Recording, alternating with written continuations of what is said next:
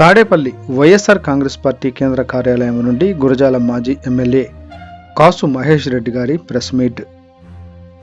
ఎస్సీలో జగన్మోహన్ రెడ్డి గారు పోయింది. ఇప్పుడు ఏమైనా ఎలక్షన్స్ ఉన్నాయా?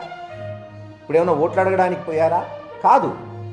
ప్రజల సమస్య మీద గళం విప్పడానికి, రైతులు పక్షాన నిలబడి పోరాటం చేయడానికి దర్శికి పోయి అన్యాయమైన రైతన్నలకు నిలబడాలి, పొగాకుకి మద్దతు ధర ఇప్పించాలని అక్కడికి పోయారు.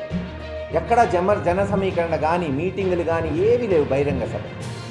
అక్కడున్న రైతులు స్వచ్ఛందంగా సుమారు 30-40 వేల మంది జగన్మోహన్ రెడ్డి గారు వస్తున్నాడు, జగన్మోహన్ రెడ్డి గారు వస్తే ఈ ప్రభుత్వ కళ్ళు తెరుస్తాయి, తెరిపిస్తాడు, మాకు న్యాయం జరిగిద్దని కొన్ని వేల మంది వచ్చారు. ఎంత విచిత్రం అంటే ఆ ప్రాంతంలో ఉన్న తెలుగుదేశానికి సంబంధించిన రైతు కూలీలు కూడా జగన్మోహన్ రెడ్డి గారు రావాలని కోరుకున్నారు నిన్న. ఎందుకంటే తెలుగుదేశం ఇచ్చిన హామీలు తుంగలో దొక్కింది, మద్దతు ధర లేదు. మీరు ఏ పంట కన్నా తీసుకోండి, ఈ సంవత్సరం మిర్చి, కంది లేదు, పొగాకు, చివరికి ధాన్యం ధరలు కూడా పడిపోయాయి. అప్పులు పాలయ్యాడు రైతు. మరి అటువంటి సమయంలో పొగాకు రైతు కొరకు పోయి అక్కడ గళం విప్పుతానన్న జగన్మోహన్ రెడ్డి గారిని అక్కడున్న తెలుగుదేశం రైతులే స్వాగతిస్తుంటే, ఈయన వస్తే న్యాయం జరిగిద్ది, ప్రతిపక్షం నిలదీసిద్ది, కనీసం మాట నిలబెట్టుకొని ఎక్కడన్నా చంద్రబాబు నాయుడు గారు ఇంకొంచెం డబ్బులు ఏమన్నా ఇస్తాడేమని ఆశపడ్డారు. జగన్మోహన్ రెడ్డి గారు శాంతియుతంగా పోయారు. ప్రభుత్వం సెక్యూరిటీ ఇవ్వాల.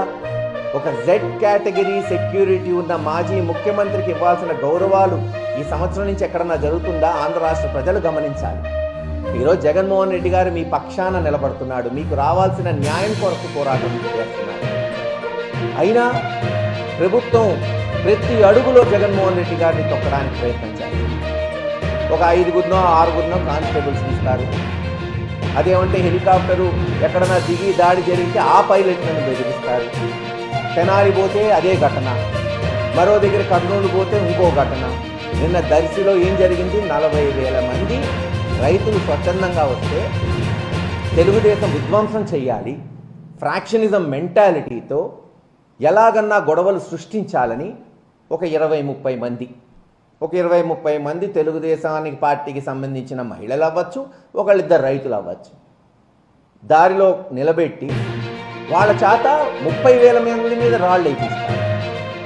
ఊహించండి. మళ్ళీ ఆ 30 మందికి 200 మంది పోలీసులు సెక్యూరిటీ. రెడ్ కేటగిరీ ఉన్న జగన్మోహన్ రెడ్డి గారికి ఏమో ఒక 10 మందో 15 మందో సెక్యూరిటీ, 20 మంది ఉన్న తెలుగుదేశం కార్యకర్తలకేమో 200 మంది సెక్యూరిటీ. రాసుంటే పోలీసులు ప్రేక్షక పాత్ర.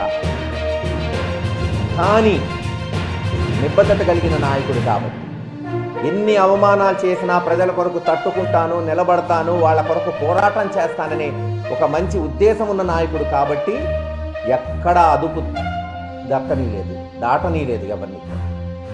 ఊహించండి, 30,000 మంది 40,000 మంది దాడి చేస్తే 20 మంది పరిస్థితి ఏమవుతుంది? బహుశా తెలుగుదేశం నాయకులు దాడి జరగాలని కోరుకున్నారు.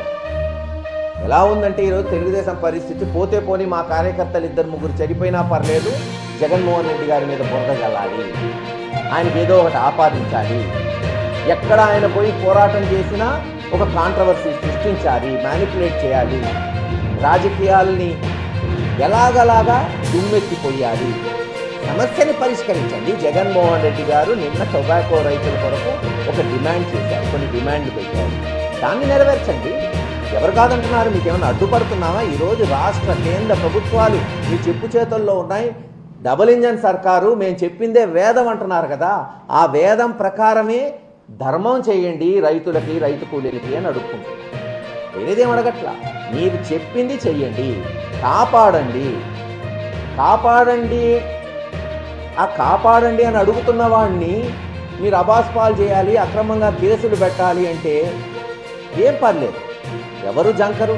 ప్రజాస్వామ్య పద్ధతిలోనే వైఎస్ఆర్సీపీ పార్టీ ఉద్యమాలు ఉంటాయి, డిమాండ్స్ ఉంటాయి.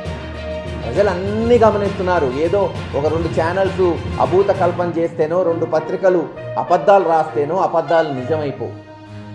ఈరోజు ప్రజలకి నిజాలేంటో తెలుసు. జగన్మోహన్ రెడ్డి గారు ఎందుకు వచ్చాడో తెలుసు. దర్శికి ఎవరి కోసం వచ్చాడో, ఏ తరుణంలో వచ్చాడు. ఇప్పుడు ఏం ఎలక్షన్స్ లేకపోయినా కేవలం రైతులకి న్యాయం చేయాలి. ఎవరైనా కానీ ఆ రైతుల్లో వైఎస్ఆర్ ఉంటారు, తెలుగుదేశం ఉంటారు, కమ్యూనిస్టులు ఉంటారు, జనసేన ఉంటారు, బీజేపీ ఉంటారు, కాంగ్రెస్ ఉంటారు. ఆయనేమో పార్టీ వాళ్ళకి డిమాండ్ చేయట్లేదు. రైతులు పక్షపాతిగా న్యాయం జరిగితే రైతు కూలీలకు కూడా న్యాయం జరుగుతుందని పోరాటం చేస్తున్నారు. ఇవన్నీ చేయకుండా కేవలం ఒక 30 మందో 20 మందినో పెట్టుకోవటం, రాళ్ళు ఇసిరీయటం, పెన్షన్ తీసుకురావటం, వాళ్ళ ప్రాణాన్ని పణంగా పెడుతున్నారు. ఇది ఎక్కడ విడ్డూరం నేను చూడాల. నమ్ముకున్న కార్యకర్తల్ని బలిపశువులు చేసి ఈరోజు రాజకీయం చేయాలని చూస్తుంది తెలుగుదేశం పార్టీ. ఇది ఎంతవరకు సమంజసమో ప్రజల్ని ఈరోజు మేము అడుగుతున్నాం. ఎందుకంటే అధికార పక్షాన్ని డిమాండ్ చేసినా, ఒకప్పుడు ధర్నాలు చేసినా, రోడ్డు మీదకి వచ్చిన చలనం ఉండేది. ఒక డిఎస్పీనో సిఐఓ తప్పు చేస్తే ఒక స్టేట్మెంట్ ఇచ్చినా, ఒక ధర్నా చేసినా, అతని మీద ఒక ఎంక్వైరీ చేసి, అది గవర్నమెంట్. ఆ గవర్నమెంట్ జగన్మోహన్ రెడ్డి గారితోనే పోయినాయి. ఈరోజు దున్నపోతు మీద వానబడినట్టే ఏదన్నా తప్పు చేస్తుంది. మా వాళ్ళేగా తప్పు చేస్తుంది చేయని, మా వాళ్ళేగా లంచం తింటుంది చెయ్యి అన్నట్టుంది తెలుగుదేశం. మేము వేసిన అధికారులేగా తప్పు చేస్తుంది చెయ్యి. ఇంత అబాధ పాలైన ప్రభుత్వం సంవత్సరంలోనే గతంలో ఎక్కడన్నా ఎవరన్నా చూశారా? ఈరోజు జగన్మోహన్ రెడ్డి గారు డిమాండ్ చేయటం వల్లే కదా హడావుడిని అమ్మఒడి ఇస్తున్నారు. అదే పేరు మార్చుకున్నారు, తల్లికి వందనం. ఇదే పేరు ఇచ్చినా పర్లా. జగన్మోహన్ రెడ్డి గారు ఆకాంక్ష ఏంటి? న్యాయం జరగాలి. సంవత్సరం ఎగ్గొట్టారంటే ఓ 15,000 పాపం ఒక్కొక్క పిల్లవాడి ఒక్కొక్క తల్లికి ఇద్దరు వేసుకున్న 30,000 నష్టపోయినట్టే ఆల్రెడీ. మరి ఈ సంవత్సరం ఏంది? 87 లక్షల మంది పిల్లలుంటే మీరు 67 లక్షల మందికి ఇస్తారంట. అంటే దాదాపు 20-25% మందికి కోత పెట్టారు. మరి ఆ 20 లక్షల మంది పిల్లల భవిష్యత్తు ఏంటి? ఫీజు రీఎంబర్స్మెంట్ ఎప్పుడు ఇవ్వబోతున్నారు? కొన్ని లక్షల మంది ఈరోజు ఇంజనీరింగ్ డిగ్రీ చదువుకుంటున్నారు. అయ్యో అనవసరంగా జగన్మోహన్ రెడ్డి గారిని ఓడించామే, ఆయన ఉండుంటే మా ఫీజులు వచ్చేవి అని ఈరోజు బాధపడుతున్నారు. డ్వాక్రా మహిళలు ముఖ్యంగా మేము డిమాండ్ చేసేది, మీరు ఇస్తానన్న హామీ 1,500 రూపాయలు నెలకి, సంవత్సరానికి 18,000 రూపాయలు. పోయిన సంవత్సరం ఇస్తానన్న 18,000 లేదు, ఇప్పటి వరకు 18,000 లేదు. డ్వాక్రా మహిళలు తీవ్రమైన సంక్షోభంలో ఉంది. ఈరోజు ఒక్కొక్క డ్వాక్రా సంఘం 10 మంది ఉంటారు. 15-20 లక్షల లోన్ తీసుకున్నారు ఎలక్షన్ ముందు. వాళ్ళ కాళ్ళ మీద వాళ్ళు నిలబడాలి, పెద్ద వ్యాపారాలు చేయాలి. ఎక్కడన్నా చిన్న లోటుపాట్లు ఉన్నా జగన్మోహన్ రెడ్డి గారు వస్తే ఆసరాను చేయుతో వచ్చింది, వాళ్ళని ఆదుకుంటారు అని. మరి ఈరోజు ఏం జరిగింది? 15-20 లక్షలు లోన్ తీసుకుంటే బ్యాంకులు వాళ్ళకి నోటీసులు ఇస్తూ ఎన్పిఏలు అవుతుంటే, మీరు ఇస్తానన్న 18,000 ఇచ్చుంటే కనీసం ఇంట్రెస్ట్ కన్నా పంపించారు. ఈరోజు వాళ్ళు ఆందోళన చెందుతున్నారు. చంద్రబాబు నాయుడు గారు చెప్తారు కదా, నేనే డ్వాక్రాను కనిపెట్టాను. మీరు కనిపెట్టారో లేదో తెలియదు కానీ, ఎందుకంటే ఇది పివి నరసింహరావు గారి టైంలో ఊతం వచ్చింది. కానీ మీరు మటుకు డ్వాక్రా సంఘాలని మూసేసే స్థితికి తీసుకురాబోతున్నారు ఈ ప్రభుత్వంలో. వాళ్ళు రోడ్డు మీదకి రాబోతున్నారు అప్పులు కట్టలేక. మరి ఏం చేయబోతున్నారు దీని మీద? మేము అందుకే డిమాండ్ చేస్తున్నాం, తక్షణమే మీరిచ్చిన మాట, నేనే వేరేది అడగట్లా, ఎక్కువ అడగట్లా, మీరిస్తానన్న 18,000 రూపాయలు సంవత్సరానికి మహిళలకు ఇవ్వండి, వెంటనే ఆదుకోండి. యువతకి ఇస్తానన్న నిరుద్యోగ భృతి ఇవ్వండి. మేము కోరుకునేది 2 తక్షణమే అమలు చేయాలి. ఒక సైడు యువత, ఒక సైడు ఆడవారు. వాళ్ళ కడుపు కొట్టిన వాళ్ళు బతికి బట్టగట్టినట్టు చరిత్రలో లేదు. ఆ చరిత్రహీనులు మీరు కావద్దు. దయచేసి వెంటనే ఈ 18,000 రిలీజ్ చేయాలి, నిరుద్యోగ భృతి రిలీజ్ చేయాలి. ఇప్పటికన్నా ఈ చిల్లర రాజకీయం ఆపేయండి. ఈ రాష్ట్రంలో పాలక పక్షానికి ఎంత బాధ్యత ఉంటుందో ప్రతిపక్షానికి కూడా ఎంతో కొంత బాధ్యత ఉంటుంది. ఆ బాధ్యతను సక్రమంగా నిర్వర్తిస్తున్నాం.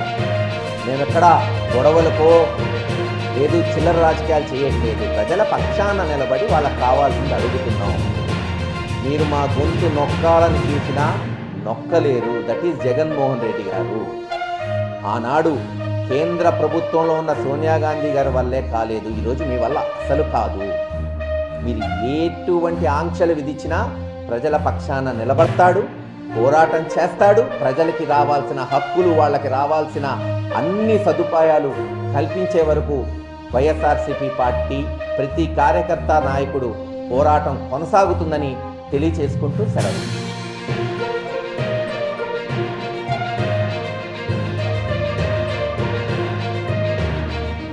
చెప్పండి, శాంతి భద్రతలకి ఎలా విఘాతం? నిన్న దర్శే తీసుకున్నాం. దర్శిలో ఆయన వస్తున్నాడని కొన్ని వేల మంది రైతులు వచ్చారు. దేనికి వచ్చారు? వాళ్ళు ఏమన్నా ఓటు లేదు రాజకీయాల కొరకు వచ్చారా? కాదు, మాకు రావాల్సిన గిట్టుబాటు ధర వస్తుంది అని వచ్చారు, అడగడానికి వచ్చారు. అడగడానికి వచ్చినోడు తప్పేం చేశాడు చెప్పండి? అడిగారు, పోనీ వదిలే, నువ్వు ఇస్తావా లేదా అది తెలుగుదేశం వాళ్ళ విచక్షణకే వదిలేద్దాం. వ్యవసాయం దండగా అని నమ్మిన పార్టీ అది, ఎవ్వరు తగ్గించి అక్కడ ఒక 20 మందిని పెట్టి రాళ్ళు ఇసరాల్సిన అవసరం కొని ఒక దగ్గర కాదు కదా, తెనాల్లో ఇదే జరుగుతుంది, ఇంకో దగ్గర ఇది జరుగుతుంది. అంటే ఒక మాస్టర్ ప్లాన్గా ఇందాక నేను చెప్పినట్టు ఒక ఫ్రాక్షనిజం నడుస్తుంది ఆంధ్ర రాష్ట్రంలో. ఫ్రాక్షనిస్ట్ ఆలోచనతో అవతల ప్రతిపక్షాన్ని అణగదొక్కాలి, ఆధిపత్య పోరు చేయించాలి, అక్రమంగా కేసులు పెట్టాలి, పెడితే వీళ్ళు బయటకు రారు, అడగరు, ప్రజల పక్షాన నిలబడరు, మేమెటు ఇచ్చేది ఇవ్వం. ఇస్తారా చెప్పమనండి. ఈరోజు మేము 2 అడుగుతున్నాం, మేమేం వేరే అడగట్లేదు కదా. మీరు ఇచ్చిన హామీ డ్వాక్రా మహిళలకు ఇస్తానన్నా 18,000 ఇస్తారా? ఎప్పుడు ఇస్తారు? నిరుద్యోగ భృతి ఎప్పుడు ఇస్తారు? అమ్మఒడి 67 లక్షలు అంటున్నారు, అది సరిపోదు, 87 లక్షల మందికి ఇవ్వాలి, ఇస్తారా ఇవ్వరా? అన్నదాతకి ఎప్పుడు ఇస్తారు? ఏంటి, మేమేమన్నా తప్పు మాట్లాడుతున్నాడా? జగన్మోహన్ రెడ్డి గారు అక్కడికి వచ్చి గిట్టుబాటు ధర అడుగుతున్నాడు తప్పితే ఇప్పుడేమన్నా ప్రభుత్వాలు మారిపోతాయా, లేదు ఏమన్నా జరుగుతుందా? ఏమీ కాదు. ఒక ప్రతిపక్ష నాయకుడిగా ప్రజల పక్షాన నిలబడుతున్నాడు అంతే.